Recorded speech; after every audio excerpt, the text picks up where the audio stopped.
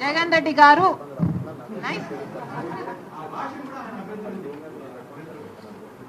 జగన్ రెడ్డి గారుకు కూడా అభ్యంతరం ఉందా?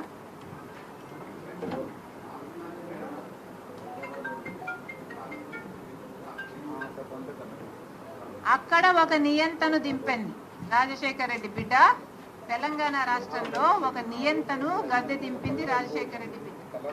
ఈరోజు రాజశేఖర రెడ్డి బిడ్డ తెలంగాణలో పాదయాత్ర చేసింది కాబట్టే, ప్రతి నియోజకవర్గంలో తిరిగింది కాబట్టే, ప్రతి నియోజకవర్గంలో ప్రజా వ్యతిరేక తీరుని ఎండగట్టింది కాబట్టే, అక్కడ అంత యాంటీ ఇన్కంపెన్సీ క్రియేట్ అయింది కాబట్టే ఈరోజు ప్రజలు కాంగ్రెస్ వైపు చూశారు. ఆ బలం నాకు లేకపోయినా ఇంకొకరికైనా ఉంది అని పెద్ద మనసు చేసుకుని నేను చేసిన త్యాగం వల్ల ఈరోజు ఒక నియంత అధికారంలో లేడు. నేను ఎవరు వదిలిన బాణాన్ని కాదన్నారు మీరు. ఒకప్పుడు జగనన్న వదిలిన బాణాన్ని అన్నారు మీరు.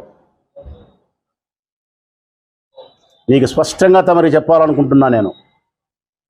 బాణం ఎంత పదునైంది కాదు, బాణం వదిలే చేతులు, బాణం వదిలే వ్యక్తి యొక్క చూపు, బాణం వదిలే వ్యక్తి యొక్క మనోనిగ్రహం, బాణం వదిలే వ్యక్తి యొక్క లక్ష్యం ప్రధానమైంది. బాణం కాదు ప్రధానమైంది. నువ్వు జగనన్న చేతుల్లో ఉన్నంతసేపే పదునైన బాణానివి. జగనన్న చేతిలో నుంచి మరొకరి చేతులోకి పోయిన తర్వాత నీ బాణం పదును తగ్గుతుంది. లక్ష్యాన్ని భేదించలేవు. మీ వైపున ధర్మం లేదు, ప్రజా అభిమానం లేదు, స్వార్థం ఉంది, రాజకీయ కాంక్ష ఉందమ్మా. చంద్రబాబు నాయుడు, సోనియమ్మ, రాహుల్ గాంధీ ఆడే నాటకంలో కీలుబొమ్మ అయిపోయినావు. ఎవరికో లాభం చేసేదానికి, ఎవరో ఆడిచ్చినట్టు ఆడడానికి ఈ రాష్ట్రానికి వచ్చినావు తెలంగాణ నుంచి. ఏమాత్రమే ఉనికి లేని కాంగ్రెస్ పార్టీ కోసం నవ్వొచ్చేది ఏంటంటే, రాజకీయ ఉనికిని పూర్తిగా తెలంగాణలో కోల్పోయిన షర్మిలమ్మకు పెత్తనం. ఇది ఆశ్చర్యం.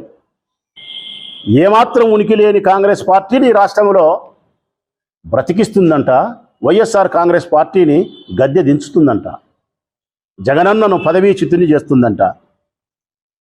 ఇది సాధ్యమవుతుందమ్మా నీకు? జగన్మోహన్ రెడ్డి గారిని గద్దె దించడం, వైఎస్ఆర్ కాంగ్రెస్ పార్టీ ప్రజల హృదయాల నుంచి చెరిపివేయడం నీవు అనుకున్నంత సులభము కాదు, నీకు సాధ్యము కాదు. నిన్ను మేము కాంగ్రెస్ పార్టీ ఆంధ్రప్రదేశ్ రాష్ట్ర అధ్యక్షురాలుగా మాత్రమే చూస్తాం.